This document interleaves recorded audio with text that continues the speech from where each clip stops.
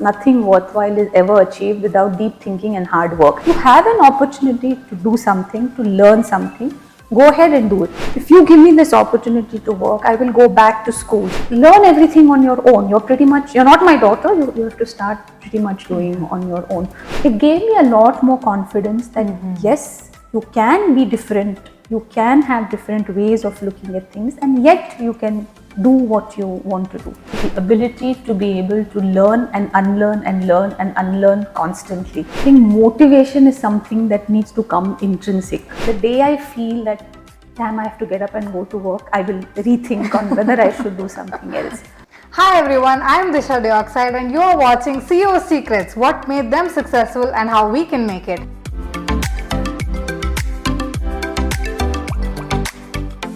Today I am here with Supriya Salian, who is the MD of PLANSEE India. Today we will be talking about her journey and her experiences.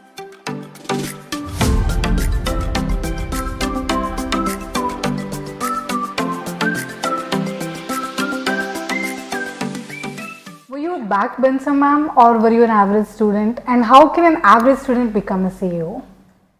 So, if you're asking me if I was a brilliant student, if I was, holding a rank in school or college, no, I definitely was not. But what I was a very sincere student. So, if I go back to my school days, I was very particular about my notes being up to date, my notes being very neat and clean, submitting on time. I was very keen on participating in whatever came, whether it was debates or whatever sports I could manage. Even through college, I think my 4 years of engineering were terror for me because I used to find electrical engineering extremely difficult. I was far away from doing well in terms of marks. But I was a very happy student. I had a nice bunch of friends. I was enjoying whatever. It depends on how you measure success. But I think through my education, I was definitely very happy. I had a lot of opportunities to learn new things. And to that extent, I think I was definitely a successful student. That's a wonderful, ma'am. And could you tell us when your turning point towards becoming a CEO happened to you? So honestly, I never had an ambition or aim that I want to become a CEO. I was actually, I finished my school, I finished my engineering, and then I went to the US to do my master's. When I came back from doing my master's, I started working with my dad for a period of at that point the company belonged to my dad for a period of 6 months, only because I didn't want to waste time for 6 months. I was looking for a job and moving to Bangalore.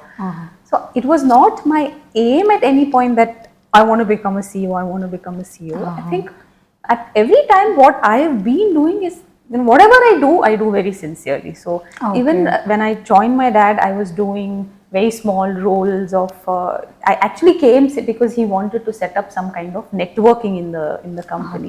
So that's where I started working. So I did that project, I did it, I tried to learn, I tried to implement it. And then when I had another few months, I said, okay, I'll work in sales, I'll see how it is to interact with customers. So there was no specific moment that I said I wanted to become a CEO. At every point, whatever I was doing, it was just, I always felt that I should do it very sincerely and to the best of what I can do. It turned out well for you. That's it absolutely turned out well for me. It's not just the sincerity. I think when I joined my dad, I had finished my MS and come back and I joined my dad. So when I told him that, can I start working with you? I was under the impression that he'll be very happy and proud and say that, yes, please come and work with me and open the doors.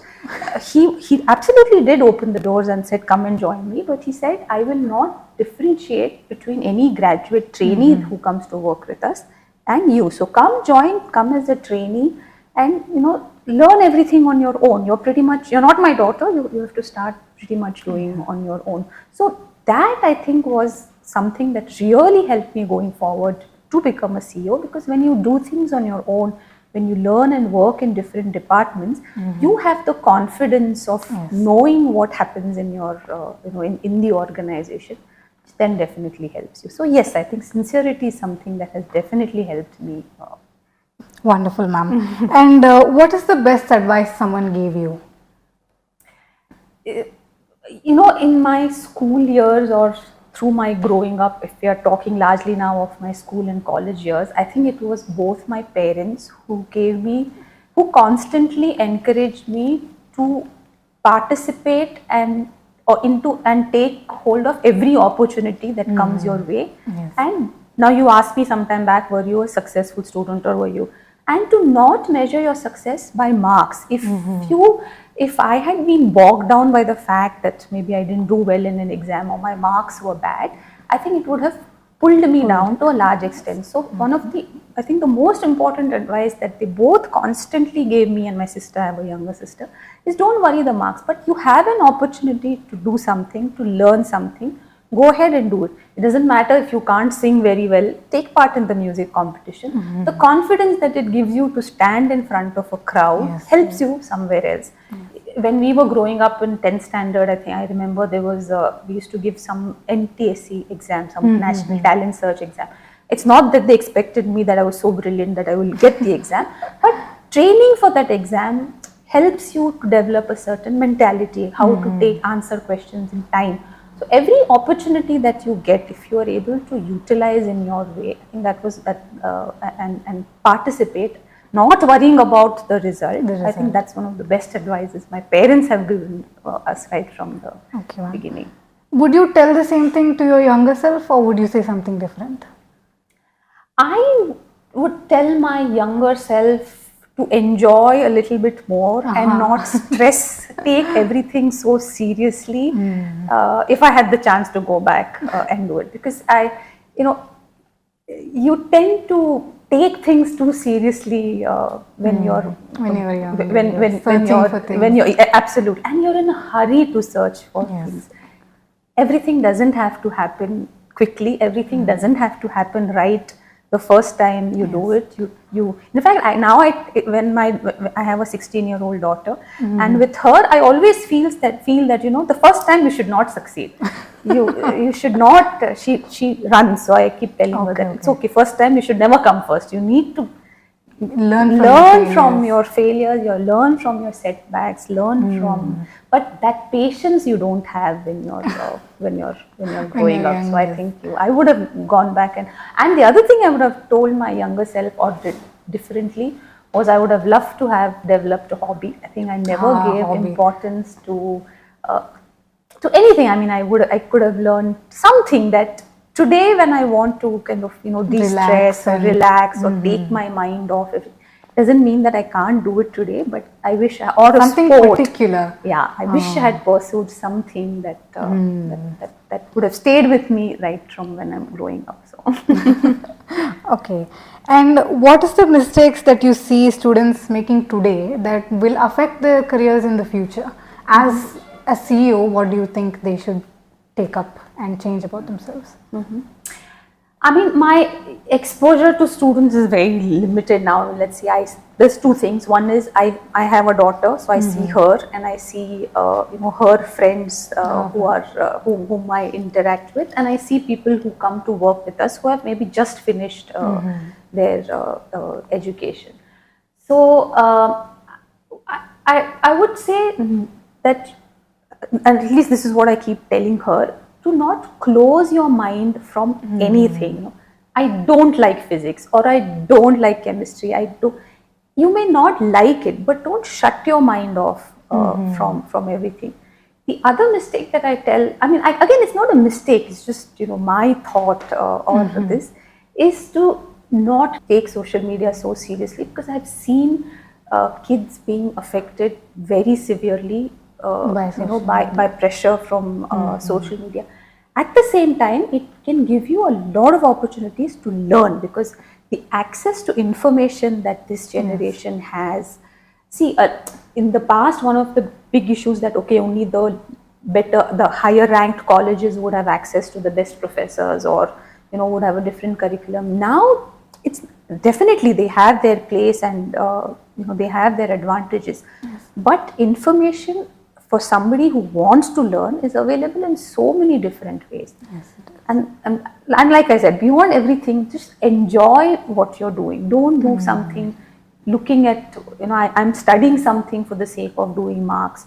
I remember when I finished my engineering, and we in India we learned, or we learn in a specific way, right? Our everything depends on our results. It's also because we're a large country, we have filtering that can happen. Your next admission depends on it, but our focus is so much on marks that we tend to study, which questions come in the exam, so I'll study those questions. It's not on overall learning, it's not on overall development. And this will not work anymore. I remember when I went to the US and my first semester, and when I was doing my MS, and the system of education is completely different. It's more on how you think, on how you can absorb, how you can make, learn from a book and give an exam is very different. And all of us struggle as Indians when you go there. And this really needs to change for this different generation, for the new generation, and for the current students from different perspectives. So learning more than the result, I think, is something that is important. Yes, that's wonderful. Was your path to success easy, ma'am, or was it just luck or hard work, balance? What is it? Easy, definitely not. And I don't think anybody's path to whatever success means to a person is definitely cannot be cannot be easy. I would definitely say luck and the hard work. Luck, because I think to a large extent the decision that I made, that I would stay back and build my career here with my father's, at that point, my father's factory, which was later acquired by a large company, definitely worked to my advantage, because otherwise in Mysore I wouldn't expect a corporate career. Largely it's so to that extent I definitely feel that luck played a part. But hard work, I think, is absolutely irreplaceable, essential. I've grown up with my dad used to work at Tata Motors. So in our room growing up, we had a printout of the 7 guiding principles of GRD Tata. And I think the first or second one says, nothing worthwhile is ever achieved without deep thinking and hard work. And my parents were, especially my dad, I think he's driven this so much into our was pushing that agenda. Absolutely. But I think it's absolutely essential. There is no substitute to hard work. So even when I came here and started, working with him, I was working with different departments. Even if it was something as simple as packing, I would, do it myself, or try to spend time to learn. And even today when I want to take decisions, I don't do it till I can learn a large part. It could be related to an ERP that you want to implement, or something that you're not used to on a day-to-day basis. Without learning something, without spending time, I don't get into something.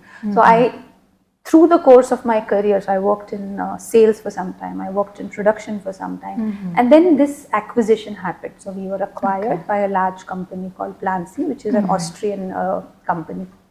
When they acquired us, they started putting systems into place, more formal organization. And then we said, okay, we were looking for a CFO. Now, I don't have any finance background. I'm basically an engineering graduate and postgraduate.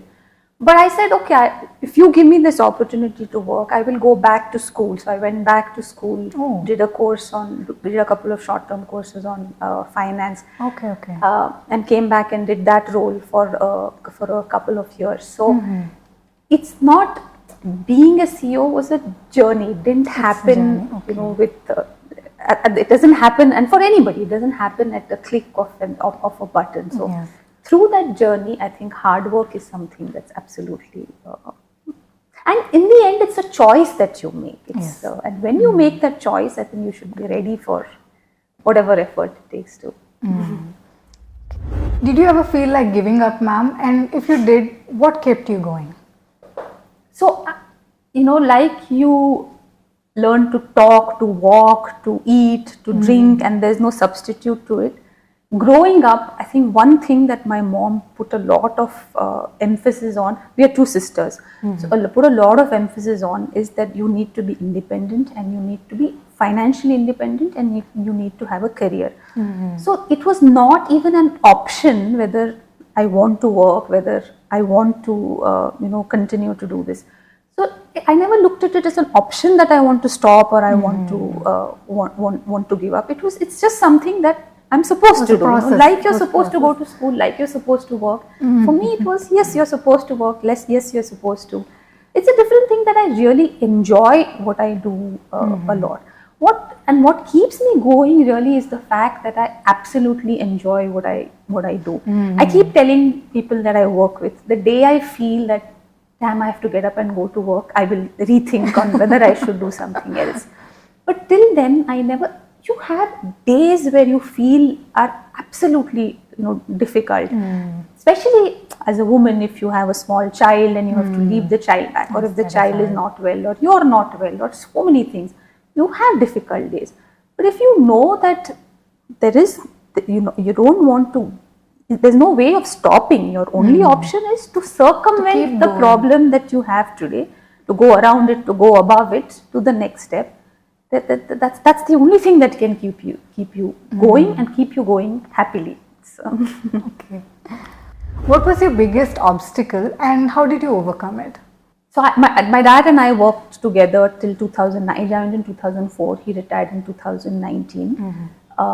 Till 2010, he started the company in 91. So for about 30-35 years, he was running the company.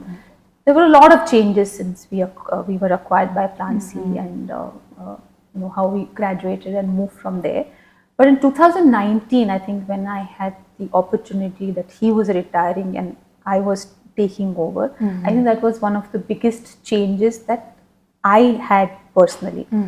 Obstacle, I think, was like a lot more mental. That how do you get into a position or run a company that somebody has run for 35-40 years in a particular way, has run it brilliantly, and has a lot of respect of the people who have worked along with him, has taken the people along with him for so many years, take it over and continue to do it, but not continue to do it in the same way, because there's a lot of differences between him and me, whether in terms of generation or in terms of thinking or in terms of leadership style. So I think in my mind, I was a little worried all the time on how I will do it. How will I be, how will I be perceived? How will I be accepted? What really, and see, when I started my career working in this organization, so I really didn't have exposure of working anywhere else. What really helped me, and again, I'm extremely thankful to my dad for this, before we decided to do this transition, my dad and the company allowed me to do a course at Harvard Business School, which was meant for leadership development. It was a 1-year leadership development course, which gave us exposure, 1, to the faculty at Harvard Business School, and 2, which as a part of the course gave us exposure to different leaders of businesses who would come during the course and speak to us. So there was Indra Nooyi, there was the head of Hindustan Unilever in India, there was a head of Medtronics, a medical company in the US, so many such leaders. And when you hear from them on what kind of problems they faced, how they took decision, what's their leadership style, everybody is not an authoritative leader. Somebody does it in a different way with very different leadership styles. So let's say more of a collective leadership. So when I spent time with different people, when I heard from the faculty on what their experiences of leadership are, it gave me a lot more confidence that yes, you can be different, you can have different ways of looking at things, and yet you can do what you want to do. So when I took over from my dad, I think one of the first talks that I did when we were changing over, he was retiring and I was taking over, was to say very explicitly that yes, this is a change that we are all going to observe, that he's retiring, I'm taking over. Yes, I have very similar values that he has taught me and from what I have learned, and yet I will do things differently. And if we all accept this, and if we are all in this together, I think then we will be able to take this organization and this company to greater levels from where we are taking it over. So it was for me, first of all, to accept that I can do it and I will do it and I can do it differently, and then to communicate extensively what I'm doing, why I'm doing, and how we will do it together. What sacrifices did you make to reach your current position, ma'am? So first of all, honestly, I don't like to use the word sacrifice, okay? Because to me, when you're sacrificing something, you're doing something, this is my perception, you're doing something which you don't like. So if somebody tells me to give up something that I eat, that I love to eat, to me that is sacrifice for whatever, reason. What I do as a part of my career or a job is something that I really dearly love. It gives me a lot of satisfaction, it gives me a lot of fulfillment. Does it mean that it's easy? Definitely not. I think our lives are full of choices that we make, and we have to constantly make choices at every part of our life. As a student, you make choices. Which subject shall I take, this subject or that subject? When I finish my engineering, you have to make a choice. Do I continue to study, or should I go back? Should I take the first job that you get on campus? So you keep making choices. And once you make a choice, you should live with that choice and live with that choice happily. Largely nobody forces us to make this choice. Do you make a wrong choice? Yes, you sometimes make a wrong choice, and you always have the possibility to go back and correct your choice. So whatever I have done so far is my choice. I have wanted to build this career. I have enjoyed doing this career. There are days which are really difficult. Sometimes my whole family is able to go for a family function, and I have a commitment here. I'm not able to go, but it's not. I'm still enjoying what I'm doing here. My work takes me to. There's a lot of travel. Every month, 8-10 days I'm traveling. I'm not at home. I've missed my daughter's birthday so many years. I've missed a lot of her school days. So it's difficult. It definitely is difficult. I'm not able to, get up and go for a lunch in the afternoon where, let's say, if somebody's come or somebody is meeting. So there are things that you have to do differently that maybe everybody else is able to do and you're not able to do. But to me, as long as I'm enjoying what I'm doing, it's not a sacrifice. It's not a sacrifice. It's okay. I mean, you feel bad certain days. Definitely, you feel, yes, I also wanted to do this, but you're doing something that you love, so you don't. So it doesn't hurt as much. It definitely doesn't hurt as much. It doesn't. I would still feel bad if I have to give up eating something that I don't like. Okay, ma'am. What are 3 unique skills that you have that made you successful, ma'am? So some things come with you; they are a part of you, and some things I think you have to go out of your comfort zone to develop skills if you want to do something or you want to reach somewhere. I wouldn't say skill, but like I was telling you earlier, I think one of the things that has really helped me is to have sincerity. So whether it's a relationship with a colleague or with the work that I'm doing or a commitment, I think it's one thing that has really helped me. Because people trust you. As soon as they know that you're sincere, people tend to trust you a lot more. So this is something I think which was ingrained in me. I didn't really do anything different. But the other thing I would say is, again, it's really a part of me, is my genuine love for people. I think I'm the happiest when I'm with people, when I'm able to talk to people, when I'm able to give a ear to when somebody's pouring out something. So even when I go on the shop floor and I'm talking to people, I'm always asking, how's somebody in your family? What's your child doing? And then people have stories of how my mother-in-law is not well, or what happened that I had to attend a wedding yesterday.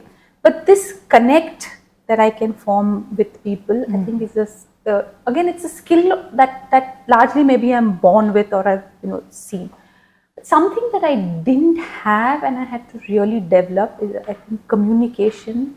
To be able to, when people know what you're doing and why you're doing, they're a lot more on board with you than when you ask somebody to just do something. So to be able to communicate, sometimes one-on-one, to have difficult conversations. You can't always have happy conversations when you're in a leadership position. Yes. You have to give feedback. You have to take difficult decisions. You have to tell somebody that what you did is not right. You have to give critique. You have to give. I mean, all feedback cannot be good. Sometimes when somebody is doing something wrong, you need to resolve conflicts. There may be 2 people in your team who are who don't get along with each other, and yet both are equally important. So you need to be able to sit together and resolve these conflicts. So these are things which are out of your comfort zone. Nobody likes to, solve conflicts. Yes. Nobody likes to give difficult or critical feedback. It's not easy to stand in front of 100, 200, 300 people and communicate on what's going wrong. Sometimes everything's going right. The market is good, the demands are good, you have great orders, everything's going good. There are times where everything is not going good. How do you communicate that, okay, times are difficult, we need to do things which, need to do things differently, we need to take difficult decisions. So to be able to transmit and communicate what's in you, I think this is something which I had to consciously develop. Sometimes you do it practicing 100 times in the mirror, sometimes in front of the mirror, sometimes even when you're sleeping, you're thinking, what should I talk tomorrow? How should I handle this situation? Some things which consciously need to be developed as skill when you want to take on a leadership position. What are the problems that your company is solving? Okay.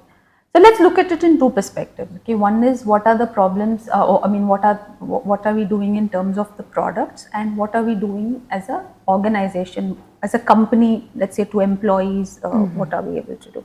So as a company, I think first of all, we work with specialty metals. So we work with products, we work with two specialty metals largely, tungsten and molybdenum. Okay. And these products find, their specialty is they have very high melting points.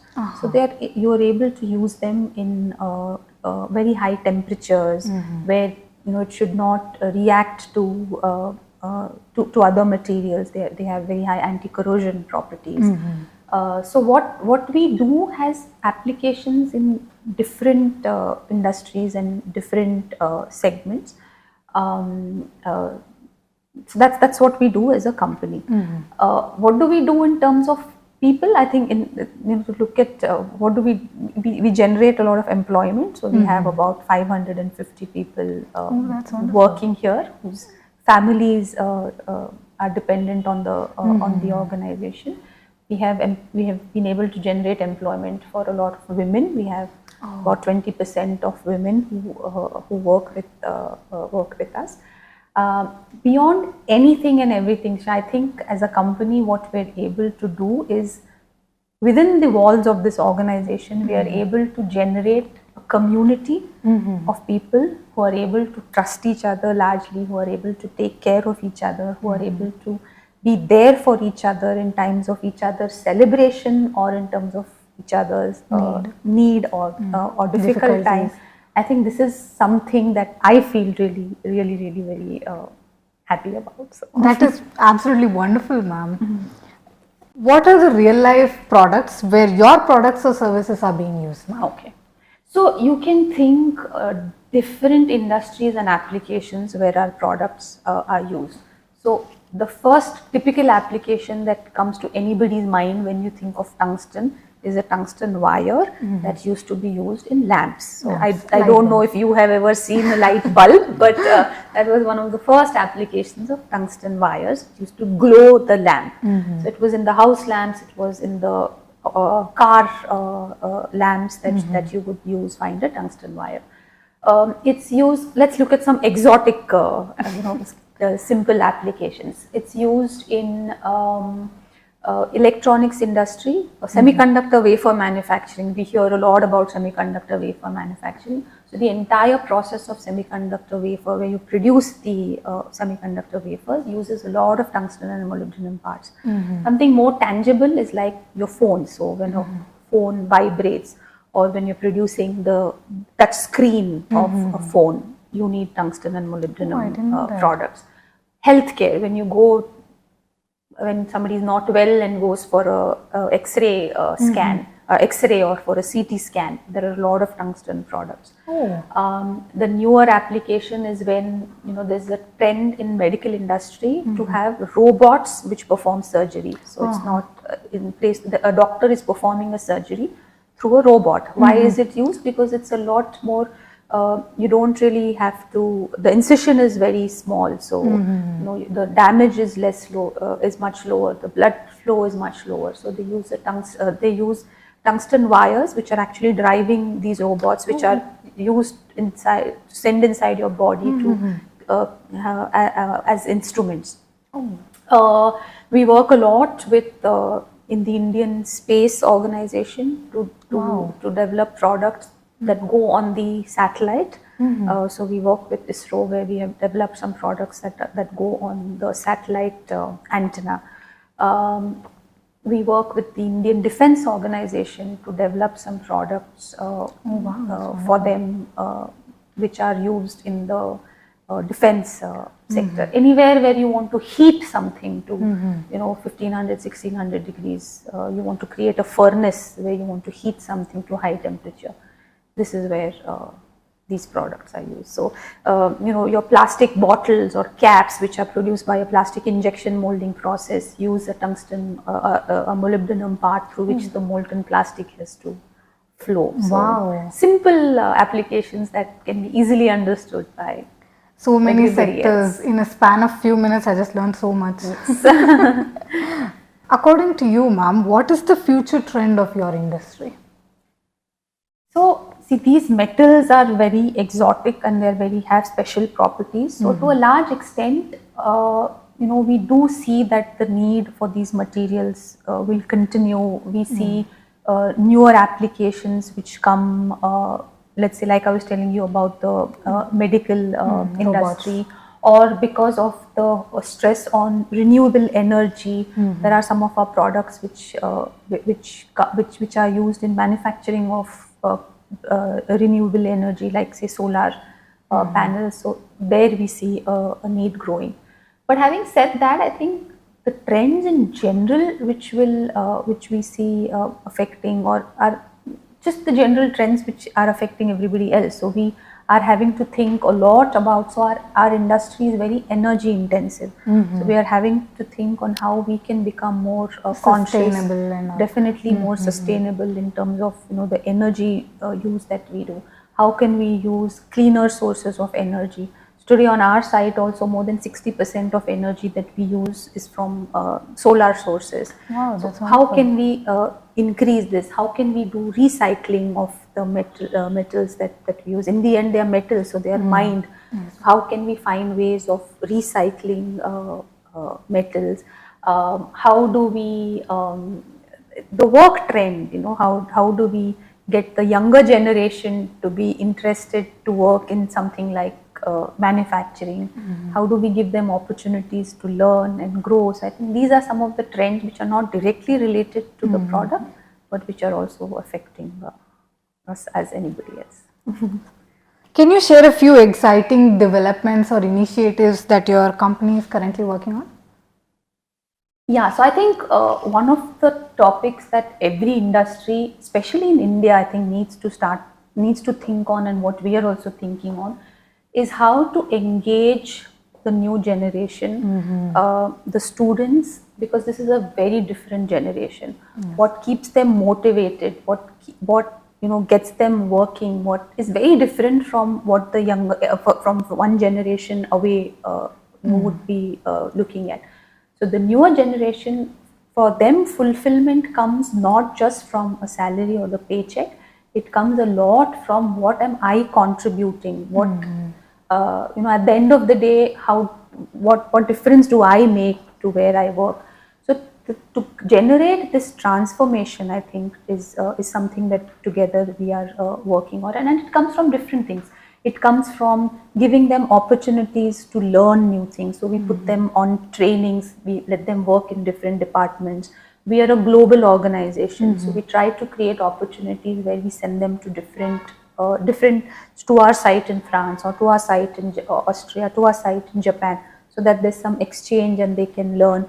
We involve them in cross-country projects, so they get an exposure to different to intercultural topics, and understand how people on the other side of the world live, how they do differently. Beyond all this, as Indian companies, we all have to spend a part of our profits towards corporate social responsibility initiatives. For the first few years, we would pick this money and give it to some organization to spend. For the last 3 years, what we have done is we have adopted a small school in Vidyaranapuram, There are about 200 students who are studying in that school. And at one point, the school was coming to a verge of closure because they did not have funds to run the school, and they have kids from 4 years to 16 all the way till 10th. 3 years back, we decided that we will adopt this school from PLANSEE as an initiative, and now we run the school. So we take part in operational expenses also, and we take part in their regular meetings and do. But apart from all this, we also allow all our employees who are interested to spend 2 hours in a month in the school to go and either teach or to spend time. I think this is another initiative, something that the newer generation might be interested in. Definitely is interested in, because that sense of being able to do something for somebody else, I think is really a driving factor for them. We go there thinking that we are doing something, but at the end when you go there, you come back a lot more happy and fulfilled. That satisfaction. So, absolutely. So we love. I think a lot of our employees love to go there and spend time, and it's something really exciting. So we run a summer camp for 3 weeks where our employees, the kids of our employees, go and teach something every day to the kids for 3 weeks. Something different from the day-to-day work. That's wonderful, Mom, and that's very nice of you to do, I want to say. What general skills do you look for in a potential employee? So we will have 2 types of employees. Let's say somewhere I know this is the job description, and I'm looking for a specialist in accounts or a specialist in somebody who has experience.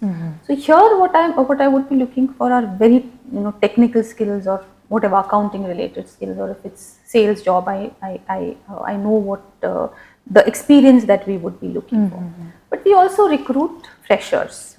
It could sometimes we recruit as trainees, where we put them into different departments. We take people. We take freshers to work as apprentices. And here, I think a lot of times what we notice is when freshers come, they come with 2-3 pages of resume, and a lot of that what goes into your resume is not. And we also know that when you come out fresh from a college, you're not expected to really know. So being honest and giving us a 1-page resume of really what you are, I think is something that we look at. Sometimes when we get long resumes from freshers, we simply don't even look at it, because a lot of it is. We look at, when we interview, we look at attitude, we look at honesty. If I don't know something, I'm fine if you say I don't know, but I'm willing to learn. That is more important than absolutely. Knowing. If I ask someone, do you have any questions, I would love to hear back something, because then I know that you're genuinely interested in working something. I remember recently I was interviewing a young woman.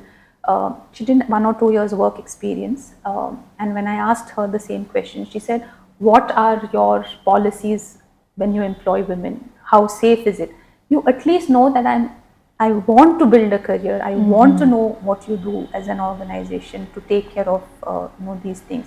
I always ask, what hobbies do you have? Do you do something beyond working? And and if you say yes, is it genuine? What drives you to learn something? Learn a sport, or if somebody says I've learned a sport, what have you learned from that sport? What has that sport taught you? So we don't really go to ask core engineering questions, and it doesn't matter to me if you've forgotten what you learned 3 years ago, how a motor runs, or very, very basic things. But we really look at attitude, why you want to do something. How will you prove that I'm sincere from your past experience, even as a college? Have you done something to improve yourself or to learn these skills, and how would you prove it? I think very basic things. What or who was your biggest motivation? So Disha, to me, I think motivation is something that needs to come intrinsic. The moment you're driven by something or somebody else, I feel it again, I'm telling you, this is my perspective and how I'm driven. It is temporary. Today you may be motivated by somebody else. when the motivation comes to you from within, and it's for everything, it's not just for working, it's for uh, if you how fit you want to be, or how you want to take care of your body, everything. I think you have to feel it from inside for yourself. To a large extent, nobody forces us to do things, you do it for yourself. So motivation for me, I think, is very, very intrinsic. It comes from the fact that, like I was telling you, I enjoy what I do. I get a lot of love from the people that I work with. To me, largely that is motivation. Motivation for me is the fact that I'm able to learn a lot of different things from the day, from my working day. I'm able to meet a lot of people.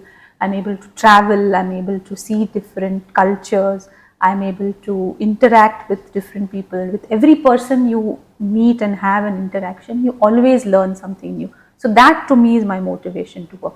Have I been inspired? Definitely yes. I mean, I listen to a lot of talks of maybe really a lot of people, and from somebody you learn, okay, oh, how does he or she manage to do this? I would really like to do this. How somebody finds time to spend on a social cause, irrespective of the fact that he or she is very busy. I should think, your dad once was telling me, honestly I'm telling you that part of your house, I think a large part of your house, you run on renewable energy, and so how do these things come to somebody's mind, and can I learn something from it? Is there something a small step that I can take?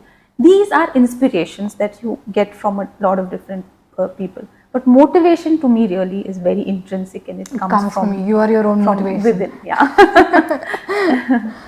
What are your personal goals, ma'am? So honestly, I don't, on every New Year's, I don't make any list of goals that anything that I want to achieve, because then I know it's for the sake of, being on the paper. But what I really like to do is I want to take care of myself, because if I'm not able to take care of myself, I can't give back to anyone. So my goal is to spend at least an hour every day with the physical activity. I mean, I love to go for a walk. That's also a form of meditation for me. I don't listen to any music, nothing. I just silence and nature for one and a half hours. And I think we are very blessed in Mysore. My goal is definitely to be able to continue to do that, because it helps me take care of myself and my mind, which to me is really, really important. Professionally, I think today we are going through a phase where India is having extreme importance as a country. It comes from different reasons. It comes probably from all the geopolitical situations that we see that are happening. We see manufacturing moving to India. It comes from the fact of our age demography. We have the largest number of youth. A few years ago, India would be looked at as a low-cost manufacturing company. Today, it's looked at as a consumer, one of the largest consumer markets. It's looked at as a very high-skilled base labor country. And as a manufacturing company, it opens huge opportunities for us. My goal would be really to be able to utilize these opportunities to the utmost, because it also helps us generate a lot of employment. It helps us do products in India which are not currently manufactured in India, which we rely on to be imported. But today we have opportunities also to do these. And other than that, I love travel. So I would, my goal is to see at least 1 or 2 new places. Let's see if I'm greedy, 2 new places every year. It gives me, and it's not just the place. When I travel, the food. I love food. Food is very important. Really love food, and I mean, all of us as a family, we love food. And the people. So I was the last 3 days, of course it was a business travel, but I was in Bhuj, and I would have never imagined otherwise going to Bhuj. But when you talk to the taxi driver and he tells us how we've not had rain for 2 years, and how they live, it really makes you realize how different lives are even within a country. India. It makes you more humble, it makes you more grateful, makes you realize what you have, and maybe somebody else doesn't have. Makes you realize not to complain about small things. So of course there are travel where it's a lot more exotic, or you go just for relaxation. But travel to me, I think, is very important. I would love to see 2 new places every year. What gets you going every day, ma'am? To a large extent, it's my connect and interaction with people. You know, when I don't go to the shop floor for a week, and when I go and people tell me, "Ma'am, you've not come for 1 week. Come and show us." I think come and meet us. It gives me a lot of satisfaction. Somebody's thinking of you. Somebody likes to meet you. To interact, to learn from each other, to spend time with this really gives me a lot of joy. And most days, that's what keeps me.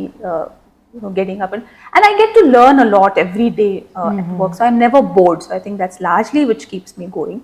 Having said that, it's not always easy. You get up on days feeling that today I just wish I can lie in bed. I think on such days I take to dressing up, finding a bright color to wear, doing something special in the way I dress up, and I think that then motivates me to still have a smile and come to work. So. What is the future trend in jobs, and how can we as students prepare for them? So, the way we have seen the technology advance or just generally the trends moving, it's very difficult for anyone to predict what exactly would be the jobs that are coming in the future. What we should all be aware of in general is what are these trends that will affect us, in general. So, just to list a few, I think one is, we all know it's related to technology and AI. So a lot of jobs that may come out would be on these sides, definitely related to AI. But the 4G spectrum, or whatever is the latest 5G spectrum, or all the digital space and everything that would be needed to keep this up and running. I think this is one area which we all need to look at, to see what are the trends and what could be needed for the future. What else? It could be a lot will be linked to the whole ESG thing, so the environmental, social, and governance and all that comes along with the climate change and recently sustainability. And recently I was reading on of how many jobs will come related to these initiatives that the entire world would be taking. So definitely a trend that we should look at and and be aware of. Other than that, I think the geopolitical situations and how this will impact, or a knowledge of the political systems and what is happening and how it can affect or impact each country. Earlier when I used to be traveling or meeting a customer, it would be enough for me if I know what's happening in India. Today, it's no more enough. I need to know what's happening in China, what's happening in US, what are the inflation rates in Europe, what is, how is recession affecting Germany, how is the war affecting Germany. So there's a lot of globalization, and the world is linked together a lot more today than it was in the past. So knowing what's happening everywhere in the world and not just restricting to what we are doing, I think is really, really important for everybody, especially as students. Apart from that, I think the softer skills is something that we realized during COVID, how much elderly care or medicine, there are some parts which probably can be taken over by AI, but the things where you still need human interaction, I think these are something, the trends that we should look at. In terms of skills, I think it's very difficult to tell, specifically if it's a technical, it's like programming language. By the time you learn something, it's already outdated. Yes. To me, what's important for students to know is that at any point you should be able to learn something new. So to develop yourself, to be able to learn something new all the time and keep updating yourself, I think is really, really important. Could you give 3 tips to students who aspire to become successful like you, ma'am?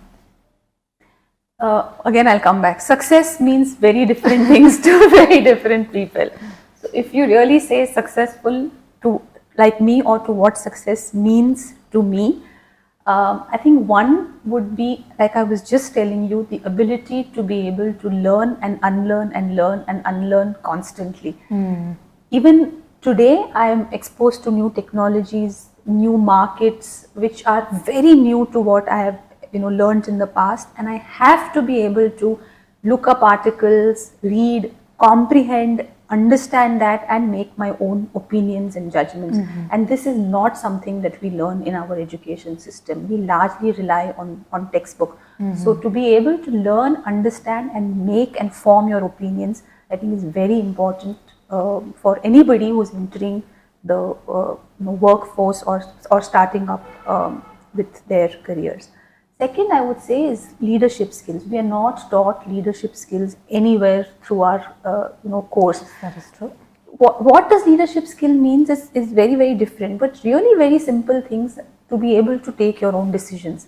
We are very protected in Indian families. There's always somebody who stands behind us and says, do this, do that, and we tend to depend on somebody, someone's guidance for us all the time. And this was something that I realized when I went to the US for the first time.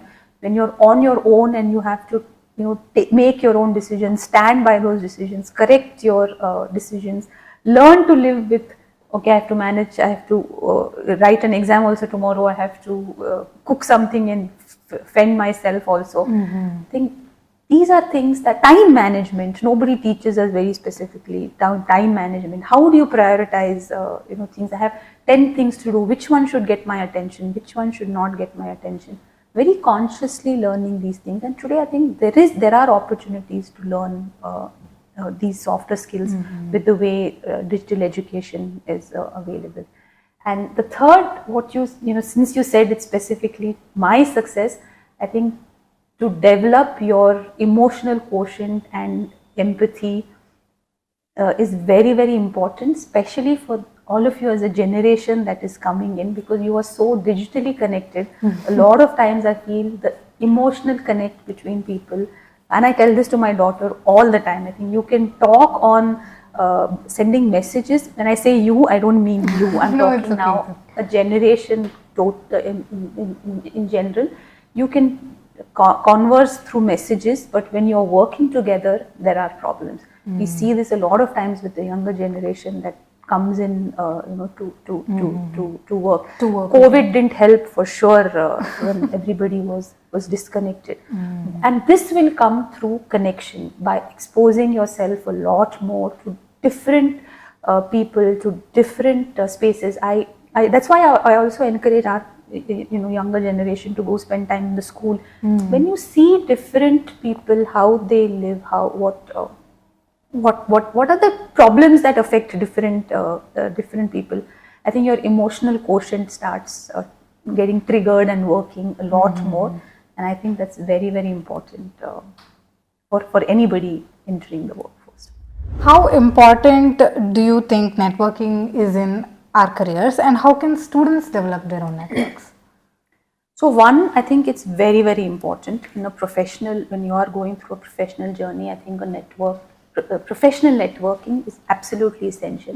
And I'll be a little biased and say that it's even more important for women, because it doesn't come very naturally for women. It's a little bit of an effort to believe that you need to network, especially for women. And I'm telling from my personal experience, you don't really realize the importance. We don't go out of way to professionally network as women. So it's absolutely important. Why it's important? Simply because you're exposing yourself to different perspectives, to different ideas, to different ways of working, and you realize that your mind tends to be very closed. A lot of times you say, no, this is not possible, or I can't do it this way.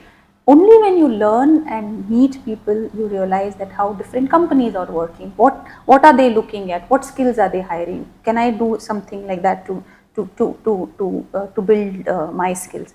So yes, it's absolutely essential. How can students develop? I think there's a lot of opportunities available now to do it. Maybe sometimes in a smaller city like Mysore, the opportunities are slightly lesser, but to get out of the digital world and be at spaces where such programs are happening. Nothing stops students from attending. There's TIE as an organization in Mysore which does a lot of talks. CII does programs, simple programs like basics of GST. Nobody is stopping a student from attending and learning from there. This is where you meet people. This is where you understand how different. I listen to a lot of talks at Bangalore International Center where So in larger cities, it's much more possible to attend events like this. Colleges can have book clubs. They can have interest clubs where you can actually ask somebody like from industry like us to come and talk and share experiences. We are very happy to talk. We are very happy to share. Just if students take the initiative to create these channels, I think it would be a good way to. What is it like being a woman of power in a male dominant society? So from my perspective, as I see it, Disha, I have never seen anything stop me from the perspective of being a male or a female. So I have never seen that. It has never occurred to me that I can't do something. It's not been an advantage also. It's not been a disadvantage also that I'm a woman and I'm working in a manufacturing setup where there are lower representation of women. Do others see it differently? Definitely. I mean, I'll give you an example of a story just last week where we were going to visit a customer and somebody had written that I would be traveling with my MD to visit, and are you available? The mail that comes back to us immediately was he had written to somebody else saying that MD of so and so company is traveling. He would like to visit. So it is such a, nobody even imagined that it can be a woman. So the first instance is it's an MD. He is visiting. Will you be able to take care of this? So does the world see it differently? Definitely yes. When I was younger, it used to annoy me. I will be very open and honest with you. I used to get agitated. One, the age is against you. Of course, I was not an MD, but even if you're in a position of taking decisions as a woman, there are people who look at it. There was one instance when somebody had asked me, can I talk to the person, can I talk to the decision maker? And I got angry, and there's no need to be angry, because if you are the decision maker, the person has no option but to look at you as the decision maker. So initially I used to get angry and agitated. Over the years I realized that there's no point wasting your energy on such things. You channelize it into what you want to do and what you want to develop. So from my perspective, it has not made a difference. But I haven't been stopped from traveling, whether it's in India or outside, whether it's traveling alone.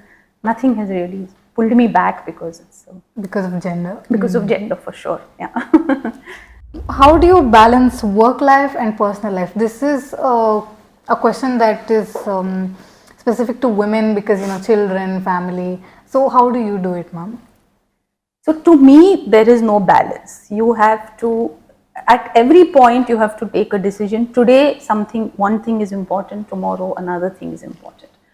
You brought up the question that it's important from a women's perspective, and I'm with you, because I think as women, we put a lot of pressure on ourselves that we have this concept of I'm a superwoman, I'm a super mom, so I want to do everything and I want to do, and we live with a lot of guilt. And I was absolutely no different. I would sob on days when I'm not able to attend my daughter's annual day or whatever, not be there for something. Does it really matter in the end? No, it's not that your child is going to love you any less because you were not there for. This is something that we put on ourselves. I'm not the best cook, or I'm not able to cook at home every day because I simply don't have the time to be able to do it. I can look at it as my shortfall, but it's not. I'm doing something else which is equally important and which is giving me satisfaction. So I think women need to come out of it at some stage and say, I'm not going to feel guilty. I will do everything that I am able to do, but I'm not going to feel guilty if I'm not able to do something. To do something. And that is what will bring a certain amount of balance. Don't hesitate to ask help if you need to ask help. A lot of times, people, when I give a talk, somebody at once came and asked me, you didn't thank your husband in the talk for letting you do this. I said, what do you mean? For letting me do this. So don't hesitate.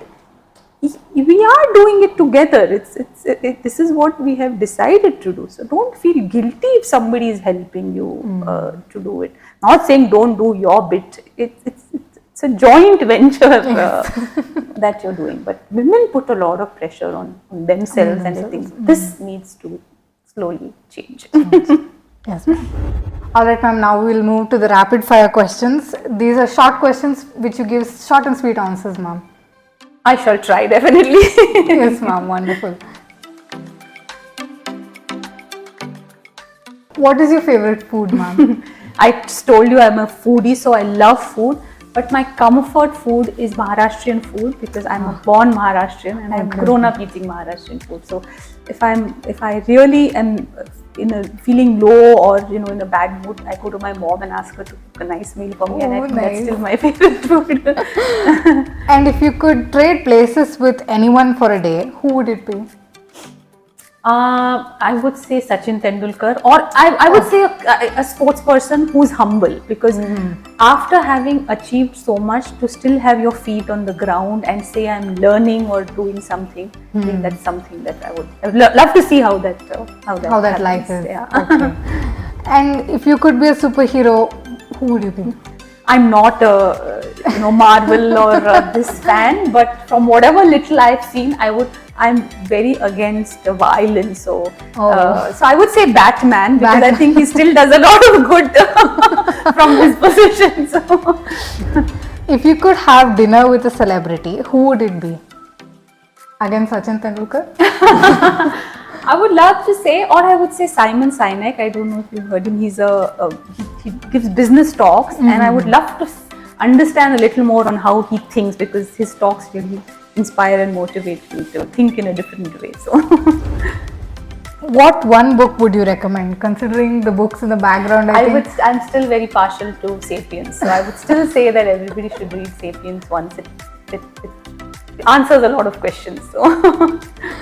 And what kind of music do you listen to? I, as a singer-songwriter, I think this is a very interesting question to ask to people and see their opinion on music. So yeah, I'm not too much of a music listener, and a lot of my music is driven by my daughter, because when we are in the car together, we have to listen to what.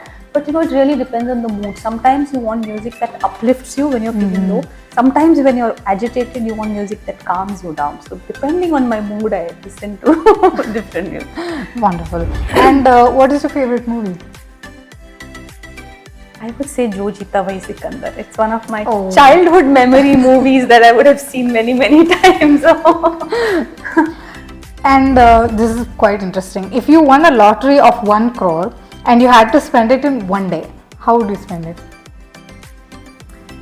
I was recently attending one of these Shark Tank kind of events. So I would really love to give it to one of the youngsters who have brilliant ideas and who will also grow it for me from 1 crore then to something much bigger. But I would love to give it to a youngster with a bright idea to invest it. We've reached the end of today's interview, and thank you so much, Supriya ma'am, for being with me today. And I would like to say that your thoughts were very wonderful and I would love to implement them in my life. And thank you for giving us the time of the day today. My pleasure, Disha. I think I really enjoyed the chat with you. It brought back a lot of my memories of the past and to run through my journey. So thank you very much for having me and giving me this opportunity. I'm honored, ma'am. I'm honored. Thank you. Thank you for watching.